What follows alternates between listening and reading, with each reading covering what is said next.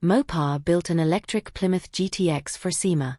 Very original. Mopar EV swapped a Plymouth GTX. The GTX Electromod showcases a potential EV conversion kit, so you too can remove the one thing that defines a classic muscle car. Called the GTX Electromod Concept, it has one motor making 335 horsepower. It showcases the e-Rete, a concept kit for EV swapping classic muscle cars. Among the many gasoline and electric vehicles on display at SEMA this year will be a deliciously blue 1967 Plymouth GTX. Don't get excited about the wild V8 engine under the hood of this modified muscle car, however. In its place is a single electric motor driving the rear wheels. It's called the Plymouth GTX Electromod Concept, and it comes from Mopar, the decades-old parts division of Chrysler that is now the parts group for all of Stellantis. Back in the 1960s, Mopar dished out all kinds of performance upgrades for pretty much every V8 in the Chrysler family.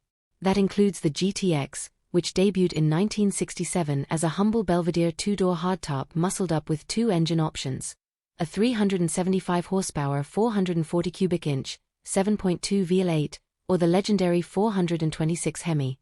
Flash forward to 2024, and Mopar is testing the waters with a conceptual electric conversion kit for classic cars. Called the e-Rete, it's not unlike the various Hellcat setups currently available for custom builds. At the heart is a 400-volt, 250-kilowatt electric drive module that installs neatly under the hood using custom mounts. Power comes from 4 battery packs, 3 of which are mounted in the trunk. The fourth is positioned up front behind the grille for better weight distribution, which is important considering each pack weighs 230 pounds. The system is rated for 73 kilowatt-hours and gives the GTX an estimated range of 250 miles. But range and efficiency were never defining factors for a muscle car. It's all about power, and on that front, this GTX Electromod makes approximately 335 horsepower and torque, according to Mopar. That's less than the car's original 440, never mind the Hemi. There is no transmission. It goes to the rear wheels through a 3:1 gear reducer. So at least there's very little, if any, driveline loss. Performance stats aren't mentioned.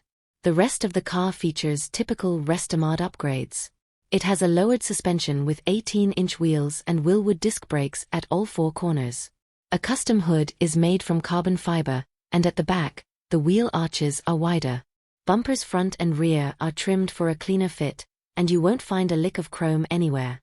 The blue interior has some personality, with bronze and stainless steel trim on the dash and door panels. There are new seats, a new center console, and digital gauges behind a retro-themed steering wheel. The Mopar team also added a cup holder, because all muscle cars need a cup holder.